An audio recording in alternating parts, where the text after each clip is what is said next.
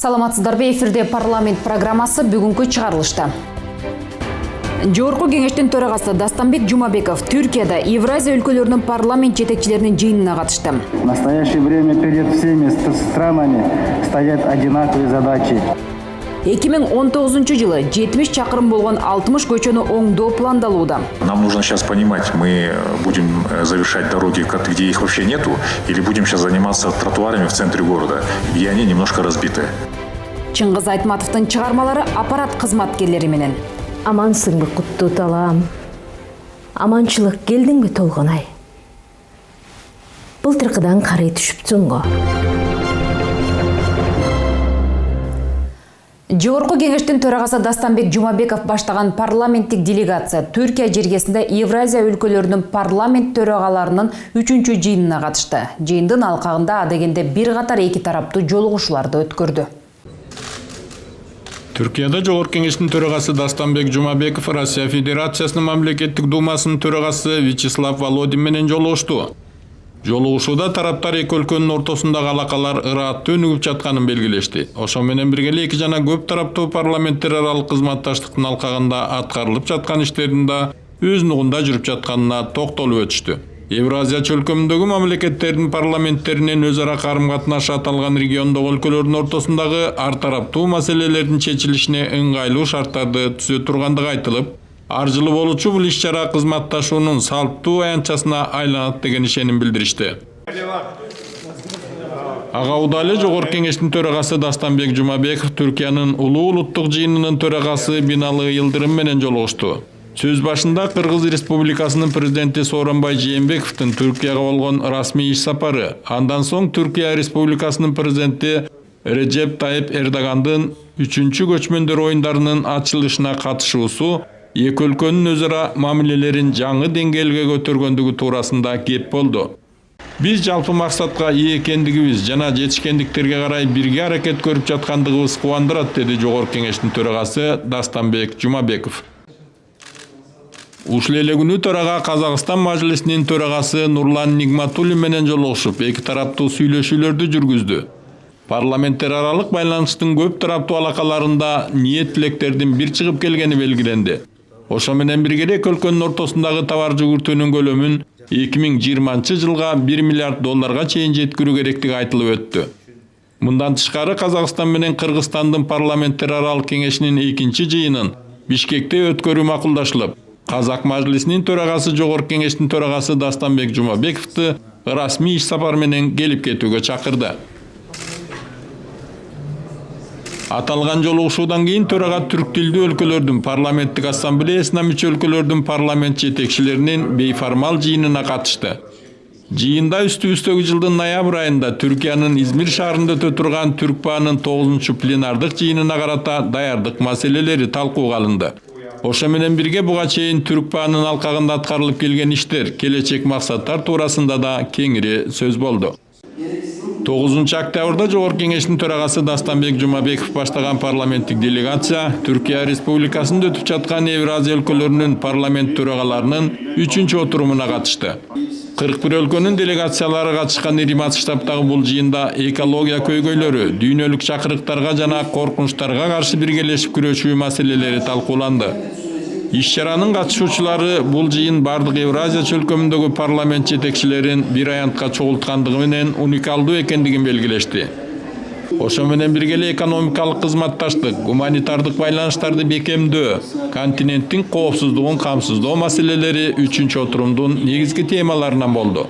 Отурумдагы сүйлөгөн сөзүндө Жогорку кеңештин төрагасы Дастанбек Жумабеков кыска убакыт аралыгында Евразия чөлкөмү аймактык жана глобалдык көйгөйлөрдүн борборуна айланганын билдирди.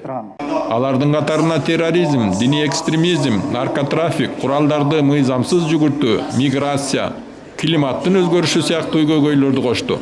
Өз ара мамилелердин алкагында экономикалык алака катнашты арттыруунун мааниси да терең экенин белгилеген төрага учурда Каса-Миң долбоору ишке ашканы турганын жана Кытай, Кыргызстан, Өзбекстан темир жолун салуу долбоору иштелип жатканын айтуу менен, эгер каалоо болсо, дагы көптөгөн долбоорлорду ишке ашыруу мүмкүнчүлүгү бар экендигин белгиледи. Вместе с тем уверен, что при правильном подходе и желании могут быть инициированы и претворимы в жизнь другие проекты, которые будут способствовать экономическому развитию и благополучию наших стран. Ошо менен бирге эле төрага өз сөзүндө биргелешкен ак ниет аракеттери менен гана ийгиликтерге жетишсе боло турганын баса белгиледи. В настоящее время перед всеми странами стоят одинаковые задачи – добиться стабильности, благополучия и процветания. А этого можно достичь только при условии, что в общую копилку несет свой вклад каждый. Төрага белгилегендей бир өлкөнүн чегинде чечүүгө мүмкүн болбогон глобалдык маселелер бар. Албетте, андай жагдай биргелешкен күч аракеттерди, ар тараптуу экономикалык кызматташтыкты бекемдөөнү, өз ара тил табышууну талап кылат. Ал эми Евразия өлкөлөрүнүн парламент жетекчилеринин бул сыяктуу отуруму айтылган маселелерди чечүүнүн уникалдуу мүмкүнчүлүгү экендигин ага катышкан депутаттар да ырасташты. Буюрса, бул Евразия парламент спикерлеринин жыйынтыгынын мындай келечеги болот, себеби бул жерге мына акыркы күндөрү көп өлкөлөр өздөрү суранып мындай кирип атышыптыр да, келечегин көрүп. Дүйнөдөгү проблемаларды көйгөйлөрдү кантип чечебиз дешип бул жерде сөз болуп атат. Бул жерде бир эле ушу баягы тынчтык жөнүндө эмес, экономика жана башка маселелер баардыгы көтөрүлүп атат. Отурумдун соңунда жыйынтыктоочу документ Евразия өлкөлөрүнүн парламент жетекчилеринин 3-чү отурумунун биргелешкен декларациясы кабыл алынды. Ошондой эле кийинки отурумду 2019-жылы Астанада өткөрүү чечимине келишти. Евразия өлкөлөрүнүн парламент жетекчилеринин Түркиядагы 3-чү отурумунан кийин Жогорку Кеңештин төрагасы Дастанбек Жумабеков баштаган парламенттик делегация Эстония республикасына узап кетти. Төраганын Эстонияга болгон расмий сапары туурасындагы маалымат кийинки берүүлөрүбүздө кеңири чагылдырылмакчы. 6 жылдан бери Коопсуз шаар долбоору боюнча 8 жолу тендер өткөрүлүп, жал ишке ашпай койду. Депутат Алтынбек Сулаймановдун билдирүүсүндө ушул жылдар аралыгында жол кырсыгынан 8000дей жаран каза болуп, миңдеген кылмыш иштери ачылбай келет. Коңшу Казакстан менен Тажикстанда аталган долбоор 4-5 жыл мурун ишке кирген. Мына ушул жана башка маселелер туурасында аркыл маселелер саатынан көрсөңүздөр болот. Балыкчы шаарындагы айрым көчөлөрдүн асфальтын ала жазда эле сыйрып салган боюнча кароосуз калган. Бул жерде бир чара көрсөңүздөр. Чын эле акчасы өкмөттөн, бюджеттен акча бөлүнбөй атабы, же болбосо бул куруучу компаниялар кандай ой менен асфальтты сыйрып коюшкан. Калкты таза суу менен камсыз кылуу жагында кооптоно турган маселелер чыгууда. 4 айдан бери жаңы жетекчилик келип, биринчиден аны биздин негизги донорлор 94 миллион долларды Ислам банкы менен Дүйнөлүк банк берет, алар баш тарткан, аны менен кол коюп иштешүүдөн. Ал бүгүн кол коюуга укугу жок. 4 айдан бери иш токтогон. Андан белек мына акыркы ызычууну көрдүңүздөр, 52 адам иш таштады. Алар же жардамчы, же жана катчы эмес, булар инженерлик кадрлар, таза суу агыскан. Экинчиден, байкоочу кеңештин көз каранды эмес өкүлдөрү каршы пресс-конференция беришти. Үчүнчүдөн, алар менен иштешип жаткан Дүйнөлүк банк айтып атат. Эгерде ушул жетекчилик кала берсе, бул проект токтойт. Анысас келгенсип, кийинки проекттер толук үзгүлтүккө учурайт.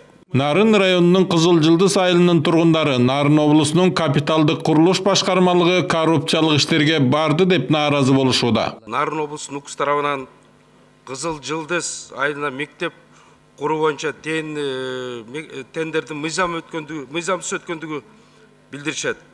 Айыл өкмөттүн, айыл башчысы, мектептин директорун тендерге катыштырбай коюшкан. Канча курулуш компаниясы качканда ачык качкан эмес. Эл аралык фонддордун мүмкүнчүлүгүн пайдалануу жагынан артта калып жатабыз. Ошол эле учурда коңшулар миллиондогон доллар жардам алып жатышат. 2016 жылы президент баш болуп Парижге чейин барып, өкмөттүк делегацияда барып туруп, ошол жерден Париждеги макулдашууга кошулган болчубуз да. Абдан көп компоненттер бар. Айыл чарбасын колдоо боюнча көп да абдан компоненттер. Мына 2018 жылы 1 мартта ошо кеңештин жыйыны болуп өттү. Ошол жерде 1,1 миллиард долларга долбоорлорду жактырды да. Жалпы фонддун мүмкүнчүлүгү 10 миллиард доллар түзүп атат. Балдар үйүнө берген балдар кыздарын кайра алайын десе таба албай карайлаган ата-энелер четинен чыгууда. Соц кызматкерлер адам сатуу менен алектенип калышканбы? Турмуш шартынын ордугунан албетте социалдык өнүктүрүү министрлигине көбүрөөк кайрылат. Кайрылганда алардын сунушу менен 2 кичинекей эгиз кызыны булар балдар үйүнө тапшырышат. балдар үйүнө тапшырып кайра келип үй алганыңардан кийин аласыңар деп. 2-3 жолу барып көрөт, көргөндөн кийин ал кыздарды таптайыны жогулуп кетет. Мана бүгүнкү күндө ушул Жеңишбек Шамырзаев келип үй алып Дордой 2-ден. Кыздардын алайынчысы кыздары жок ал жердечи. Коопсуз шаар боюнча долбоордун качан ишке ашаарынан депутаттар түңүлө башташты. Биздин жасап аткан, уюштуруп атканыбыз туура эмес болду. Биз компанияларды издеп, ошол компанияларга şu тендерди уюштуруп берип, ошолордон бир лобби болуп тыйын алабыз деп кыйналып жүрөбүз да. Мен оюнча тескеринче наоборот кылыш керек да. Уюштуруу иштерин башкача жүргүзүш керек. Дүйнөлүк абройлуу уюмдарды алып келип, ошолорго берип, биздин колубуздан келбеди, көрдүк да. Ошолор тендерди өткөзүп, өздөрү компанияларды тауып, ошондой кылып берсе, ошондо бизде иш жылат эле да. Улутубуздун сыймыгы болгон Манас эпосу боюнча мыйзамды аткарууга ала албасак, анда кайсыл иштин өтөсүнө чыгат элек деген да пикирлер айтылды. Ушул манасчылардын чыгармачылыгын, аткаруу чеберчилигин өнүктүрүү жана мамлекеттик колдоо боюнча деген нормаларды дагы камтыган мыйзам бар. Бирок ушул мыйзамдар эмне үчүн аткарылбайт? Жана ошол жерде камтылган, бекитилген нормалар эмне үчүн өкмөт тарабынан аткарылбай келет. Ушул боюнча Ашырбек Мойдонович, мен сиздерди иш-чараларды жүргүзүп, жообун күтөмүн. Кыргызстан парламенттик өлкө болуу менен элдик бийликти орнотту. Эми тагдыр чечүүчү чечим кабыл алууда эл өкүлдөрүнүн ролу жогору. Парламент бардык мыйзамдарды кабыл алып, алардын толук кандуу иштеп аткарылышын көзөмөлдөп турат. Жогорку кеңеш бардык бийлик бутактарынын ортосундагы саясий тең салмактуулукту сактап турган күч. Парламент өкмөттү бекитип, анын ишин көзөмөлдөйт жана министрлер кабинетинин иши үчүн жоопкерчиликти алат. Парламент мамлекеттик бийликтин бардык органдарынын ишмердүүлүгүн тескейт. Күчтүү парламент, күчтүү өлкө.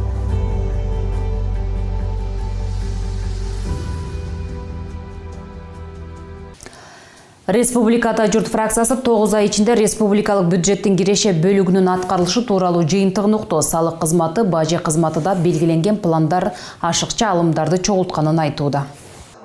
Салык кызматынын төрагасы билдиргендей, 9 ай ичинде салыкчылар 57,5 миллион сом алман чогултушту. 9 айлык пландын аткарылышы 100,1% түзүүдө. Өткөн жылдын ушул мезгилине салыштырмалуу салыктардын жана төлөмдөрдүн келип түшүүсү 5 миллиард 442,4 миллион сомго же 110,5%га жогорулаган. Анткен менен баары жыл аягында белгилүү болот. Маалым болгондой, быйыл 10 чакты ири ишканадан салыктык түшүүлөр азайып кеткен. Ал эми бажы кызматы аркылуу январь-февраль айларында гана казынага жакшы киреше кирген. Ошентсе да бажы башчысы 2018 жылга болжолдонгон суммадан 2 миллиард сомго көбүрөөк акча чогултуп беребиз деди. Быйылкы жылдын тапшырмасы 39 миллиард 796 миллион. Буюрса биз ал планды толугу менен аткарып, алдыбызга койгон максатыбыз бар 42 миллиардкача жетип беребиз деп. Суроо жоопто фракция ЭЭПтен Кыргызстан быйыл канча үлүш алып жатканына кызыкты. Канча акча бердик, канчаны күтүп атабыз быйылкыга. Ошо 1,9 биздин үлүшүбүз менен. Болжол менен. Ошол 12 миллиард бүгүн алып атсак, дагы бизде 6,1 миллиард калып атат жылдын аягына чейин. Буга кепилдик барбы, силер ала аласыңарбы калган акчабызды толугу? Бул жерде же толтура алабызбы сиз? Уланып кетсек, кепилдик жок. Себеби биз бүгүнкү күндө мисалы 11 миллиард 924 миллион алган болсок, биз тараптан 13 миллиард 79 миллион берилип атат ал жаккачы. Аны менен катар эл өкүлдөрү ЭЭПтин алкагында аткезчилик жол менен товар чыгарууга көзөмөлдү күчөтүү зарылдыгына токтолушту. Биз таможня дегенде эле контрабанданы айтабыз. Анткени бул токтой элек. Азыркы учурда дагы токтоткон жоксуңар. Салык жана бажы төлөмдөрүнүн суммасы бекитилген көрсөткүчкө жетиши үчүн ал мекемелердин жетекчилери керт башы менен жооп бериши керек дейт депутаттар. Аны менен катар фракция ЭЭПке мүчө мамлекеттер менен карама каршы келген салык мыйзамдарын түзөтүүнү, импорт жана экспортту көзөмөлдөө системасын кийирүүнү тездетүү тапшырмаларын берди. Атамекен парламенттик фракциясынын кезектеги жыйынында мамлекеттик тышкы карыз АКШ доллары боюнча 4 миллиардтан ашканын финансы министри Адылбек Касымалиев билдирди. Эл өкүлдөрү алынган насыялар эффективдүү пайдаланбагандыктан максатталган иштер аткарылбаганда башка өлкөнүн көз карандысыздыгына коркунуч жараткан көйгөйлөр да жаралып жатканын белгилешип, бул жаатта өкмөт тыкыр иш алып баруу керектигине токтолушту. Депутат Акылбек Жапаров эгемендик жылдардан бери алынган карыздардын 27% ар кандай реформаларга жана сомду туруктуу кармоого кетсе, 25% жол курууга, 22% энергетика тармагына жумшалганын мисал кылды. Бирок көзгө көрүнөрлүк иштер жок экенин айткан эл өкүлү карыздардын кайда кандай пайдаланганын карап чыгуу зарылдыгын кошумчалашты. Парламенттин тармактык комитети Бишкектеги жолдордун, имараттардын курулушу шаар чарбасы боюнча мэр Азиз Сурахматовдун маалыматын карады. Шаар башчысынын айтымында Кытай гранты менен 2017-18 жылдары 47 көчө же 90 чакырым жол жасалып бүткөн. 2019 жылы 70 чакырым болгон 60 көчөнү жаңылоо жумуштары каралган. Эл өкүлү Тынчтыкбек Конушбаев муниципалдык жерлердин сатылышындагы үй куруучулар кабылып жаткан коррупциялык схемаларды атап, аны жоюу боюнча мэр Сурахматовдун кандай иш пландары бар экенине кызыкты. Шаар башчысы мындан ары тендерлерди ачык кылууга аракет жасарын жана жерди сатууга 2 жылдык мораторий киргизүү сунушталып жатканын билдирди. Отун энергетика комитети дагы өкмөттүн отчетун укту. Маалыматтуу угуу учурунда бир катар эл өкүлдөрү курулушка байланыштуу маселелерди көтөрдү. Маселен, мындан 5-10 жыл мурун пайдалуу түптөлүп, бирок курулушу улантылбай турган объектилер арбын. Мындай көрүнүштөрдү болтурбоо боюнча сунуштарын беришти. Адлыгач мезгип айтып кетет элем мынакей. Сиз ар дайым ушу биринчи 60-70% бүтүрөбүз дейсиздер дагы бүтүрбөйсүздөр да. Канчадан бери эле ошо бүтпөгөн мектеп ошо боюнча эле келатат. Сиздердин оюңуздар боюнча баягы жаңы мектептер башталып атат деп шылтоо кыласыздар. Ошо жаңы мектепке деле мисалы чыргатып деле акча которгон жоксуңар. Аларды деле кайра эле баягы сүт эмизгенсе эле анча-мынча которуп коесуңар деле бүттү, ошо менен ал деле токтоп турат. Мен ойлойм ушу бул жерде негизи күнөөлүү адамдар күнөөсүн тартыш керек да. КСДП фракциясынын жыйында саламаттыкты сактоо системасындагы реформанын абалы, эне жана балдарды коргоо жаатындагы маалымат айтылды. Жыйындын жүрүшүндө депутат Алык Карашев саламаттыкты сактоо системасында кадр саясатына көңүл буруп, бул жаатта ооруканалардын жетекчилерине ротациялоо системасын киргизүү зарылдыгын айтты. Азыркы күндө башкы дарыгерлер кызмат абалдарынан пайдаланып байышууда. Алар мамлекеттик ооруканалардын аймагына дарыканаларды, менчик бейтапканаларды ачып алышкан. Мунун бир себеби кадр маселесине байланышкан. 10 жылдап кызматтан кетпей келаткан башкы дарыгерлер бар. Алар өздөрү жетектеген ооруканага менчигиндей мамиле кылууга өтүшкөн, деди Алык Карашев. Белгилей кетсек, жылына саламаттыкты сактоо системасын өнүктүрүүгө 16 миллиард сом бөлүнөт. Ошондой эле эл аралык донорлордун эсебинен узак мөөнөттүү долбоорлор ишке ашырылып келет. Жогорку кеңештин агрардык саясат, суу ресурстары, экология жана регионалдык өнүктүрүү боюнча комитетинин көчмө жыйыны Базар Коргон районунун Арстанбап айылында өткөрүлдү. Комитеттин жыйынында облустун калкын таза суу менен камсыз кылуу, дашман жаратылыш коргоонун статусун өзгөртүү маселелери негизги маселе катары каралды. Ичүүчү суу менен камсыз кылуу боюнча Жалал Абад облусунда 24 долбоор каралып, анын ичинен 13 долбоор ишке ашып баштаган. Жакынкы жылдары Базар Коргон районунун бир нече айылын ичине камтыган 193 миң калкты таза суу менен камсыз кылууга эсептелген ири долбоорду ишке ашыруу жагы пландалууда. Бирок аны ишке ашырууну кечеңдетип жаткан жергиликтүү маанидеги маселелер да бар. Кызылсудан чыга берде саз бар, ошол саздын өзүнөн булак аркылуу немени тартып кетиш керек да. Сууну. Бирок сууну топтоп тартып кеткенден кийин тартып жыйнап резервуар Арстанбап айыл өкмөтүнүн карамагында болуп калат. Ал жер лескоздун жери экен. Ушундай жер боюнча талаш болуп, ошол чоң программа, мамлекеттин деңгээлиндеги программа 45 сотук жер үчүн кармалып калса, бул кимдин күнөөсү? Бул демек жергиликтүү өзүн өзү башкаруу башчыларынын күнөөсү болот да. Мына трансформация маселесине атайын өкмөттүн өкүлү келдиңиз, туурабы? Өкмөттүн өкүлү турат. Тийиштүү жетекчилердин баардыгы турат. Бул маселе ошол жерден чечилиш керек. Бул чынында эле райондогу Беш Мойнок, Акман, Кайрма жана башка дагы айылдарды суу менен камсыз кыла турган ири долбоор. Кудай буйрса, ушул проект бүтүп калса, ар бир үйгө кирет, асослован счетчиги менен коюлуш керек. Ким канча колдонсо, ошончо сууга төлөш керек. Тартипке келишибиз керек да. Таза суу маселесине келгенде донорлор сапатты талап кылып жатышкан. Анткени буга чейинки суу курулуштары иштебей, ооздору күйүп калган жайлары бар. Демек депутаттар талап кылгандай мурдагы кемчиликтерге жол бербей, таза суу менен камсыз кылуу иштерине дыкат көзөмөл кылуу учур талабы. Комитеттин жыйынындагы кызуу талкууну жараткан экинчи бир маселе бул Дашман жаратылыш коругунун статусу жөнүндөгү маселе болду. 8000 гектар жерде ээлеп турган Дашман жаратылыш коругу айланасында жалпысы 50 миңдей калк жашаган Арстанбап, Кызыл Үңкүр, Могол, Талдуу булак айыл аймактарынын калкы жайгашкан. Мына ушул аймакта жашаган элдин болгон жашоо тиричилиги Дашман коругу ээлеп турган жерге түздөн-түз көз каранды болуп келген. 482 токтоммен убагында түзүлгөн Дашман коругун биринчи түзүлгөндө дагы айтып кетейин, эмне үчүн тура эмес деп турак жайлардан бери киргизип жүргөн. Андан кийин кайрадан комиссия түзүп, аларды чыгарышкан. Де факто бүгүн токтом бар. Бирок де юре ал токтом иштеген жок.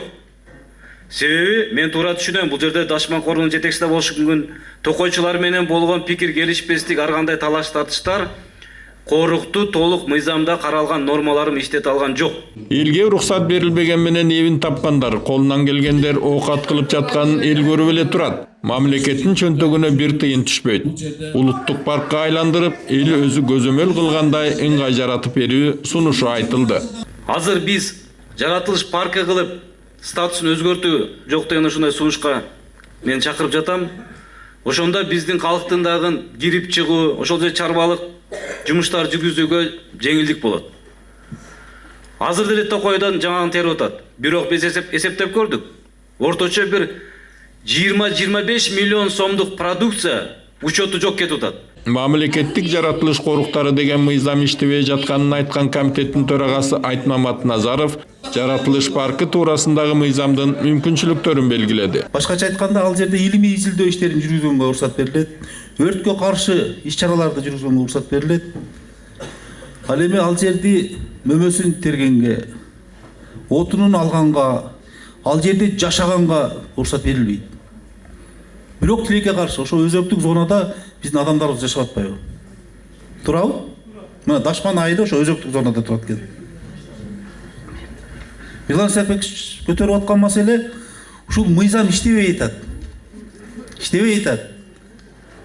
Ушул мыйзамды иштете турган кылалы деп атат.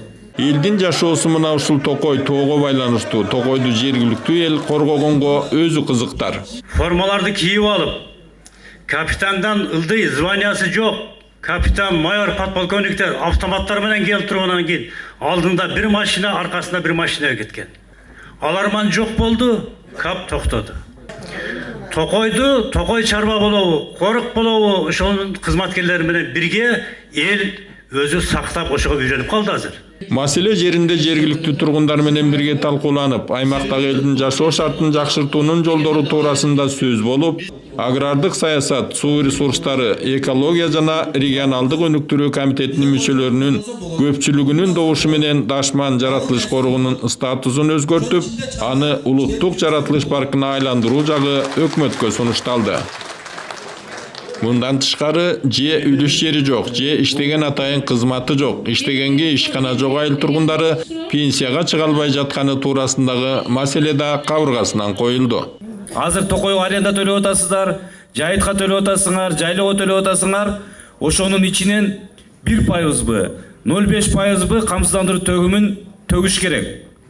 Ошондо силердин стажыңар кетет. Комитеттин төрагасы Айтмамат Назаров айыл тургундары тарабынан айтылган бардык маселелер боюнча иликтөөлөр жүргүзүлүп, ошол эле таза суу, жөлөк пул, жол жана эл тарабынан айтылган башка проблемалар боюнча тиешелүү уюмдарга тапшырмалар берилерин белгиледи.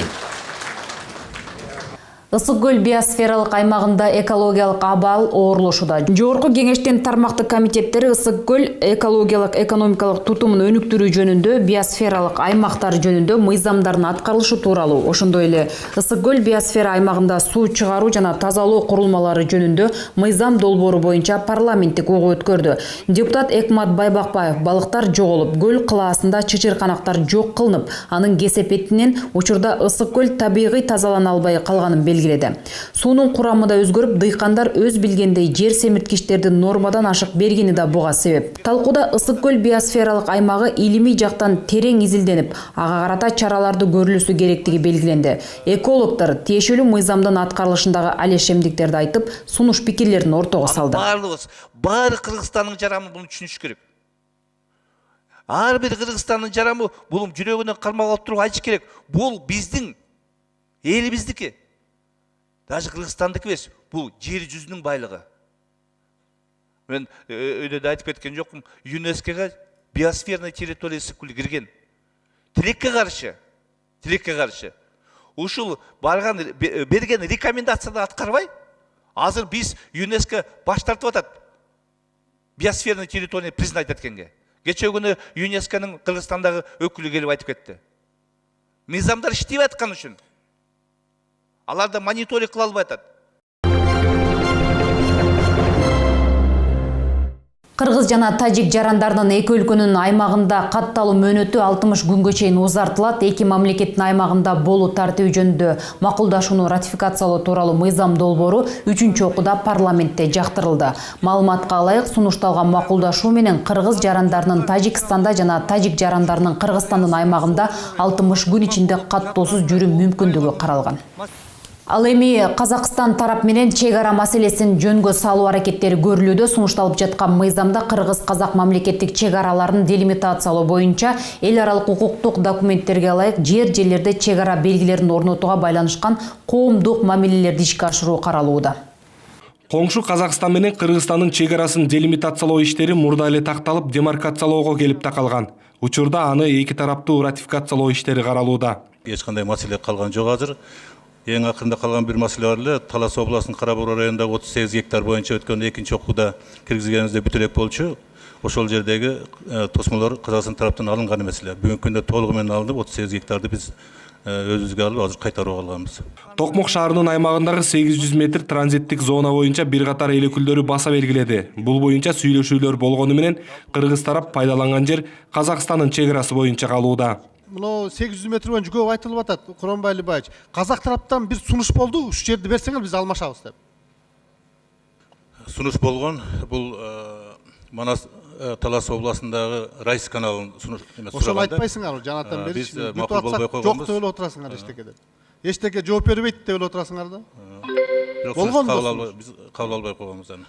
Анан ойбо боюнча чүйдөгү жана Аспара суу боюнча эмне болуп атат? Кандай чечилип атат? Дайым талаш болот. Суу департаменти. Аспаранын толугу менен казактар сураган, казактар толугу менен сураган эле, баягы 11 участоктун ичинде мен жогоруда айтканда, бирок ага да биз каршы болуп берген эмес, ошол ойдон калган 2001 боюнча. Чек арадан өтүүдө өзгөчө ак жол пунктунан кыргыз жарандары кыйналып келгени айтылып эле жүрөт. Мындай көрүнүштү жөнгө салуу иштерин тездетүүнү эл өкүлү сунуш кылды. Бир аракет жасабайсыңар, ошол постту хотя мындай поэтапно кетсеңер.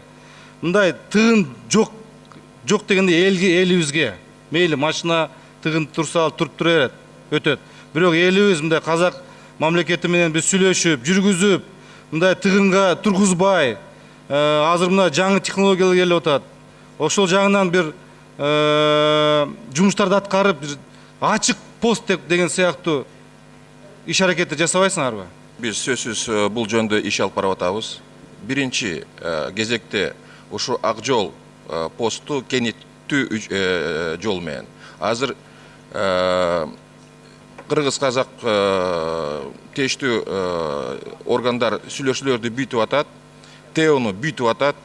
Ошонун ТЭОнун негизинде ак жол өткөрмө пункт кеңейтет, бирдей болот, ошо биздин жарандарыбызга ыңгайлуу шарт түзүү үчүн. Чек араларды демаркациялоо иштери мындан бир топ жыл мурун кабыл алынса да, делимитациялоо иштери кечиктирилгени өкмөттүн чабалдыгы дейт эл өкүлү. Мамлекеттик күч эмнеде? Мына биз делимитация, демаркация деп келишимдерди түзүп атсак, биздин кошуналар эчеге эле столбаларды коюп алган. Сурабай туруп эле койгон. Жанда эмеспи? Ошол нерсеге жеткирбеш керек болчу. Эми азыр башка тескеринче жол. Барып, ал темир торлордон жоюшубуз керек келечекте. Элибиз эркин жүрүш керек эки мамлекетте. Бирок тартипти ар бир мамлекет өзүнүн тартибин сактап, өзүнүн мыйзамдарын сакташ керек да. Талкуу учурунда чек арадагы тосмолор, эки тараптуу суу бөлүштүрүү, чек арачыларга алгылыктуу шарт түзүп берүү сындуу бир катар маселелер айтылды. Жыйын соңунда эл өкүлдөрү ратификациялык мыйзам долбоорун экинчи окууда кабыл алып беришти.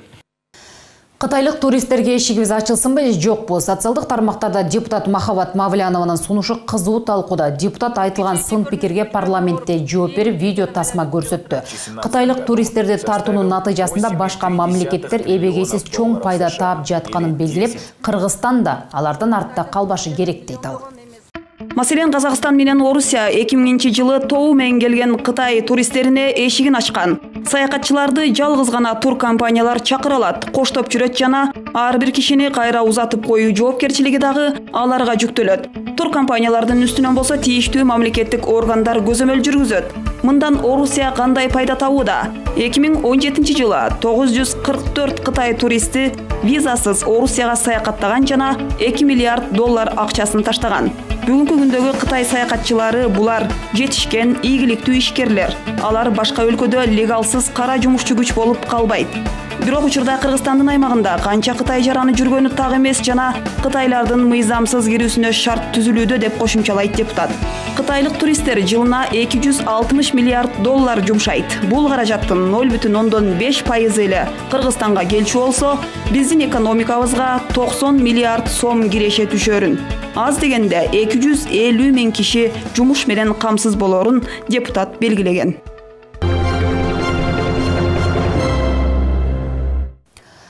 Молдова жана Кыргызстандын депутаттары интернат тибиндеги балдар мекемелерин реформалоо маселесин талкуулады. Валентина Булига башында турган Молдова парламентинин социалдык коргоо комитетинин өкүлдөрү аталган мамлекетте кароосуз калгандарды калкалоочу балдар үйү дээрлик жок экенин билдиришти. Анда алар Молдовада балдар интернаттары жабылууда. Алардын саны 1995 жыл 17 миңден ашуун болсо, ушул жылы кыскарып 1300 интернат калгандыгын маалымдашты. Международной конференции в Истамбуле ЮНИСЕФ подал Молдову как пример, как страну, которая реализовала на основании стратегии реформирования системы и соблюдения прав ребенка в рамках Конвенции о защите прав ребенка Объединенных Наций. Поэтому еще раз спасибо за приглашение. Надеюсь, что наш диалог сегодняшний и наш опыт поможет вам также преуспеть в этом важном деле. Көйгөйдү чечүү үчүн жапатырмак бирдиктүү иш жүргүзүлгөн. Маселени чечкен мыйзамдар кабыл алынып, алардын аткарылышы тыкыр көзөмөлгө алыныптыр. Баарлашууда депутат Садык Шерниязды балдар өлүмүн азайтууга кандай аракеттер көрүлгөнү кызыктырды. Насколько уменьшилась смертность детей? Я вижу, вы начали это работать с 2009 года, ну, как я вижу по этим. На сколько процентов? Как обстояло дело до 2009 года? И как обстоит сейчас? Уменьшение процента. Вот я думаю, это тоже один из основных результатов, правильно, да? Тогда мы можем сказать, да, вот есть результат. Конечно, в Молдове в 93-94 был высокий показатель смертности детей и матерей. За последние 10 лет мы достигли хороших результатов, практически вдвое уменьшилось, даже 10 промилль на 100 тысяч населения, то есть у нас снизилась детская и материнская смертность именно благодаря и медицинскому внедрению медицинской страховой медицины, а также тех услуг, которые позволяют выявить на раннем стадии и беременную женщину, и ребенка, который живет в каких-то рисках для жизни. Кыргызстанда өспүрүмдөр көйгөйлөрү көп. Балдар үйүнө ташталган чээдей ымыркайларды багуудан баш тарткан ата-энелер дагы жок эмес. Андыктан тажрыйба алмашып, интернат тибиндеги балдар мекемелерин реформалоо максатында эки өлкөнүн парламент өкүлдөрүнүн тажрыйба алмашуусу жакшы көрүнүш экенин эл өкүлдөрү белгилешти. В прошлом году мы приняли закон тоже о госпособиях. У нас были очень большие проблемы, и до сих пор вот этот закон мы тоже действительно, нам очень трудно внедрить этот закон. Еще раз хочу поблагодарить группу вашу, и очень полезно было. Надеюсь, наша группа из Кыргызстана тоже съездит и на местах тоже увидит все, да, насколько это сложный процесс, но как это можно сделать. Но я надеюсь, что у нас тоже это все продвинется, и до конца реформа она будет сделана. Талкуу соңунда парламентарийлер эки тараптуу кызматташууга даяр экендигин билдиришти. Жогорку кеңештин экономикалык жана фискалдык саясат боюнча комитети депутат Дастан Бекешев тарабынан демилгеленген салык кодексине өзгөртүүлөрдү киргизүү жөнүндө мыйзам долбоорун биринчи окууда жактырды. Бул мыйзам долбоорунда мамлекеттик жана муниципалдык кызматта иштегендерге маданий, илимий жана педагогикалык ишмердүүлүк кылуусуна уруксат берүү сунушталууда. Мыйзам долбоору комитет тарабынан колдоо тапты. Ушул апта ичинде Маданият, маалымат жана туризм министри Султан Жумагулов мезгилсиз дүйнөдөн кайтты. Коомчулукка белгилүү журналист, медиа эксперт, жазуучу, устат катары дагы таанымал. Парламентарийлер жакындарынын кайгысын тең бөлүшүү менен бирге аны эскеришти. Түркиядан ооруп келгенде дагы ошол жерде отуруп мен телефон чалып сүйлөшүп атат да, Айтматовдун 90 жылдыгы боюнча мындай иш-чара кылсак, анан Шекердеги Чыңгыз мен больницада жатып бара албай калдым. Ошо Түркиядан больницада жатып менден сурап атат да, Сооронбай Шарипович барды го, кандай болуп кетти, эмне деп айтты, баары жакшы болду, баягы жерде мындай кылсак болбойт депчи. Анан ал кишиге ден соолук эмес. Ошо биринчиден ушул быйылкы жылы Түрксойдун 90 жылдыгы жарыялаганда ошол киши барып катышып келген да. Ошол 90 жылдыкты мен жыйынтыктап 12 декабрда жылдын жыйынтыктайбыз. Анан Айтматовдун форуму деп, Айтматовдун жылы деп, ушунчалык ушу Түркияда ооруканада жатып отуруп мага чалганда мен таң калдым да. Ушул киши ушунчалык мамлекетчил экенин, анан өзүнүн кызыкчылыгынан дагы мамлекеттин кызыкчылыгын жогору кылган адам. Мындай адамдар тарыхта калыш керек. Мындай аз жашады, бирок аз жашады. Саясатта көп жетишпесе дагы бирок көп эмгектер калды. Мына ошолорду азыркы муундар алып чыгып, ошонун аркасынан иштешибиз керек. Султан Жумагулов менин агайым. Биз журналистика факультетинин 3-4 курсунда журналисттик чеберчилик деген сабак болчу. Бул баягы китептеги теориядан алысыраак, практика жакыныраак. Султан Жумагулов ошол кезде Ленинчи жаш кезинин жооптуу секретары болчу. Бизге ошол практик иштеп аткан агайдын сабагын өтө кызык эле. Ал иш жүзүндө жарык көргөн макалаларды тандап өтчү. Анан ошондо мага чыныгы мугалим, чыныгы устат катары эсимде калды. Андан бери өтө сыйбыз. Жолуккан жерде саламыбызды жазбайбыз. Анан ошол кайра куруу келген учурда жана орустун сатирик жазуучу эсиме чыкпайт, Заболоцкий болуш керек. Ошол сыяктуу ошолорду которуп, анан памфлеттерди жазып баштады да. Ошол депрессия учурунда элдин көңүлүн ачырган, элди ойлондурган дагы куйкум сөз менен жазылды. Бирок мен ойлойм, Султан агай кыргыз журналистикасында мындай радио журналистиканын чоң устаты, чебери катары калат деп ойлойм. Журналисттерди биздин коомго берүүдө эбегейсиз педагогикалык жумуш аткарды. Анын биз бүгүн жетишкендиктерин көрүп атабыз. Ошол мектептен өткөндөр бүгүнгү бир дары мына жогорку кеңештерде отурат, депутат болуп, бир дары журналистикада иштеп атат. Ал жерде журналистикада баягы кызытылган фактыларга көңүл бөлбөй, так эл аралык стандартта бир нагыз кепти, ушак эмес, бирөөдөн уккан сөз эмес, анык, нагыз кепти. Бир инсандын жеке өзүнө асылуу эмес, туура кепти сүйлөтүүгө журналисттерди үйрөткөнү чоң чынында мектеп болду. Ошол мектеп андан кийин да улана берет, көрөсүздөр. Көп жылдары бул мектеп кала берет. Бул дагы ар бир инсан биздин коомго эмгек кошууда бир ишти аткарып кетиш керек. Бардык ишти аткаруу мүмкүн эмес, ал эч кимдин колунан да келбейт. Бирок кыска болду да нагыз ишти аткарыш керек да. Мен ойлойм, Султан агабыз ушундай ар өзүнүн белгилүү чөйрөсүндө нагыз иштерди аткарган инсан катары элдин эсинде калат деген ойдом. Быйылкы региондорду өнүктүрүү жылында жогорку кеңештин депутаттары да өз салымдарын кошуунун ар жактуу аракеттерин көрүшүүдө. Ал мыйзам чыгаруу жаатында эле эмес, чарбалык социалдык багыттагы иш-чаралардан да көрүнүүдө. Жогорку кеңештин депутаты Улан Примов региондорду өнүктүрүүнүн бир белгиси сергек жашоону пропагандалоо деп билет. Жыл башынан бери эле жогорку кеңештин депутаты Улан Примов региондорду өнүктүрүү жылына карата спорттук турнир өткөрүүнү пландаштырып келаткан. Негизги максатыбыз ынтымакчылыкта биримдикке чакыруу.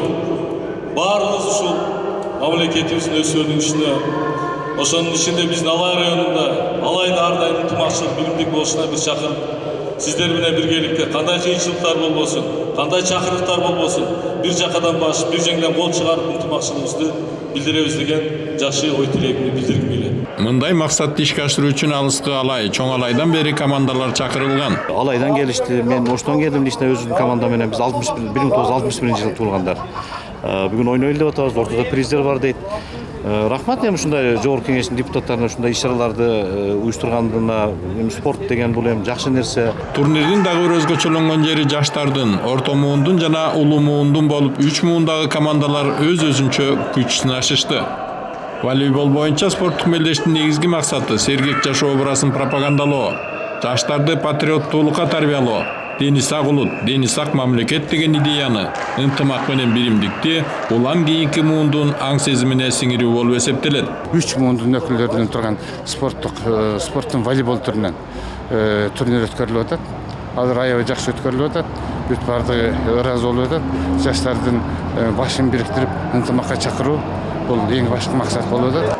Райондордон тандалып келип, республикалык деңгээлде уланган волейбол мелдешинин жыйынтыктоочу турнири Бишкекте өттү.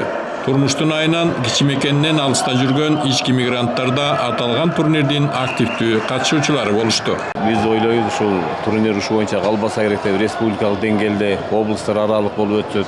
Мындан бияка ушундай уланып, өзүнүн баягы алдына койгон максатына жетет деген ойдобуз. Жыйынтыгында жеңүүчүлөргө турнирдин демөөрчүсү Жогорку Кеңештин депутаты Улан Примовдун атынан сыйлыктар тапшырылып, бул турнирди мындан ары жыл сайын өткөрүп туруу чечимине келишти. Залкар жазуучу Чыңгыз Айтматовдун ысымындагы сыйлык мурда медаль катары ыйгарылып келген болсо, эми 3-чү даражадагы Манас орденинен кийинки сыйлык болуп бериле баштайт. Мындай сунуш бир катар эл өкүлдөрү тарабынан демилгеленип, тармактык комитетте талкууланды. Мыйзам долбоору Чыңгыз Айтматовдун көркөм мурасын сактоо, кеңири жайылтуу, кыргыз адабиятын, искусствосун жана маданиятын эл аралык деңгээлде даңазалоо болуп саналат. Бул орден менен ушул тармактагы зор жетишкендиги бар адамдар сыйланат. Чыңгыз Айтматов ордени менен эл аралык деңгээлде адабият, кино жана башка искусство жаатында эң көрүнүктүү жетишкендиктери, ошондой эле чет өлкөдө кыргыз адабиятын жана искусствосын илгерилетүүгө кошкон салымы үчүн Кыргыз Республикасынын жарандары сыйланат.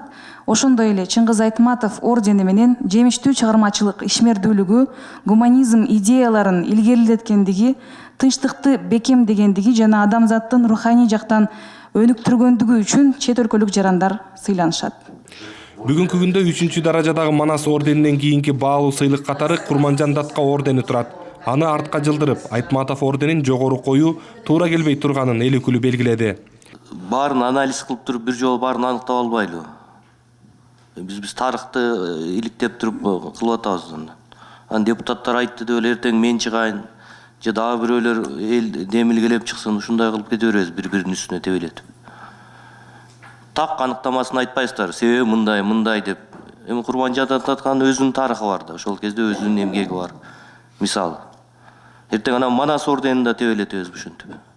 Кесиптешинин мындай пикирин депутат Жыргалбек Турускулов да толуктап, ордендердин иерархиясын тыгыз карап чыгууну сунуштады. Мен комитеттин чечимине кошуп койсок кандай дейсиздер, урматтуу коллегалар? Ушу Курманжан Даткан ордени ушу 2-чи орунда эле кала берсе депчи, 3-чү даражада Чыңгыз Айтматов болсо туура эле болмокта. Эми быйыл 90 жылдыгы болуп атат. Бирок ушундай сунуш киргизет элем да, урматтуу коллегалар, колдоп берсеңер туура болот болуш керек. Жыл сайын Жогорку Кеңеш тарабынан түрк тилдүү өлкөлөрдөгү чыгармачыл инсандарга акчалай сыйлык берилип келген. Эгерде Айтматов ордени иштелип чыкса, анда акчалай сыйлыктарды жоюу сунушу да айтылды. Мен сунушум бар эле. Эгерде биз ушундай орденди беките турган болсок, анда ошол эле токтом менен биз ушул өзүбүздүн мурунку чечимибизди жокко чыгаралы. Орден деген орден, ал эми акчалай премия деген менимче кичинемде жакшы эмес чечим болуп калган да. 2 миллион сом жыл сайын бирөөгө берип, ошол эле андан көрө биз ушу Чыңгыз Айтматов деген орден бергенибиз оң болот деген оюм бар да. Эгер мүмкүнчүлүк болсо, биз комитеттин сунуш катары ушул токтомду жокко чыгаруу демилге көтөрсөк туура болот да. Ал эми мамлекеттик сыйлыктарды ыйгаруу боюнча комиссиянын ишин сынга алган Бакыт Төрөбаев жогорку даражадагы ордендер татыктуу адамдарга берилсе дейт. Анын пикиринде буга чейин бир катар сыйлыктар эмгеги өтпөгөн эле жарандарга ыйгарылган. Мен алардын атын айтпай эле коеюн, бирок аны бардыгына билесиңер. Алар эч кандай экономикалык, социалдык Кыргызстан абалына, өсүшүнө, өнүгүшүнө эч кандай салымы болгон эмес. Алар эмне жаратты? Алар ушак жараткан. Алар бирөөнү күнөөлөш керек. Алар бир интрига кылыш керек. Бири-биринин саясатчыларды уруштуш керек. Мына ошол иштерди жасаган. Ошол үчүн экинчи даражада манас алышты. Мен айткым келет. Ошо былтырлары мамлекеттик сыйлыктардын деңгээли төмөндөп кетти. Мен ачык эле айткым келет. Талкуу соңунда эл өкүлдөрү тарабынан берилген сунуштарды эске алуу менен мыйзам долбоору комитеттин кароосунан колдоо тапты. Чыңгыз Айтматовдун 90 жылдык мааракесинин урматына арнап Жогорку кеңештин аппарат кызматкерлери дагы жазуучунун чыгармаларында каармандардын образын жаратып монолог окуп беришти. Саманчынын жолундагы Толгонай менен Майсалбектин катына назарыңыздарды бурабыз. Апаке, ак сүтүңдөн айланайын апаке. Сенин ким экениңди билбесем, мен бул катты жазбайт болчумун. Сенин күчүңө, кайратыңа, акылмандыгыңа ишенип мен ушул катты жазып отурам. Ошентсе дагы эмне деп жазарымды билбей, бир барак кагазды тиктеп отурган кезим. Сен гана мени түшүнүп, мен кылган ишимдин баарын туура деп табарсың деп ушуга терең ишенемин. Балам, кантип өз өмүрүңдү өзүң кыйдың? Кантип ушул ишке бардың? Өмүр деген бул жарыкчылыкта бир керилүүчү белек да. Сен эмнеге төрөп, эмнеге чоңойтуп өстүрдүм дээрсиң?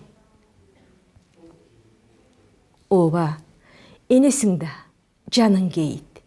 Бирок апа, сизге айтарым, буга кийин жооп берүүчү тарых бар. Заманым ушул экен. Балдарды тамга таанытып окутуунун ордуна курал кармап жоокер болдум. Ал менин айыбым эмес. 1 сааттан кийин мекеним тапшырган ишке барып, кайра кайтпаймын. Душмандын талуулуу жерине барып, аны кыйратып, өзүм да жок болом. Мекен үчүн, элим үчүн, жеңиш үчүн, дүйнөнүн бардык жакшылыктары үчүн. Ыйлаба, апа, эч ким ыйлабасын. Кош, түбөлүккө кайыр кош. Кош, карааныңдан айланайын Алато. Сенин мугалим уулуң, лейтенант Майсалбек Субанкулов. 97-чи кесиптик лицей өлкөдө темир жол тармагынын адистерин даярдаган жалгыз окуу жай. Келечектеги темир жолчулардагы алып жазуучубуз Чыңгыз Айтматовдун бардык чыгармалары камтылган 8 томдук китептерин депутат Мирлан Женчороевдун колунан белек алышты.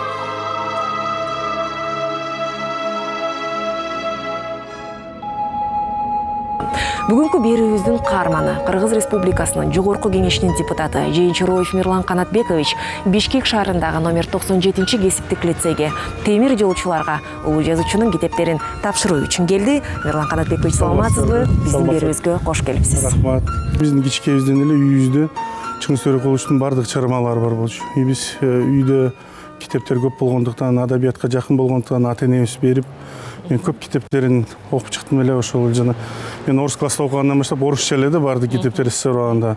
Ошо Белое облако Чыңгыз ханы, ушу Бураны Полустанок, ошонун ичине кирген. Кичкебизден баштап эле Чыңгыз Төрөкуловдун ошо чыгармалары менен таанышып. Андан тышкары менин чоң атам тең түш болчу. Ал кишимен биз ошо жанындагы айылда чоңойгом мен. Ошо жанагы чыгармасында Күркүрө суу боюнча Күркүрө жөнүндө айтып аткан ошо Күркүрө айылында биз жашачук. Мен ойлойм, Чыңгыз Төрөкулович Айтматов бул бир эле биздин кыргыздын жараны эмес, бүгүнкү күндө биздин бардык ааламдын, биздин планетабыз жердин бардык өлкөлөрдүн азаматы болуп эсептелет. Анткени анын чыгармалары бүгүнкү күндө бир эле биз Кыргызстаныбыз жөнүндөгү жайылтуу эмес, айылдагы үй жашоо, көп философиясында жашоого көз караштары боюнча көптөгөн чыгармалар бүгүн көп өлкөлөрдө сүймөнчүк, сүйгөн чыгармалардын болуп эсептелет. Мына сиздер билгендей, мына бүгүн сиздердин темир жолчулардын кесиптик лицейинде отурганда сиздер билесиздер, биринчилерден белгилүү болгон чыгармалардын бири ушу темир жолчулар менен байланышкан бир чыгармасы бар болчу. Башында романы бар болчу, анан кийин ушу жана Белое облако Чыңгыз ханы деген чоң романын ичине кирген. Талаада көтөрүлгөн эгин, ошол мен. Бутакта көтөрүлгөн жалбырак, ошол мен. Ошонун баары мен. ошонун баары мен деп билген апа. Алып коюңуздар. Балдар билим алыңыздар, окуңуздар. Жашы бизге чоң жардам берет деп ойлойм. Марат Аскерович Аманкуловго тапшырып берем эмки.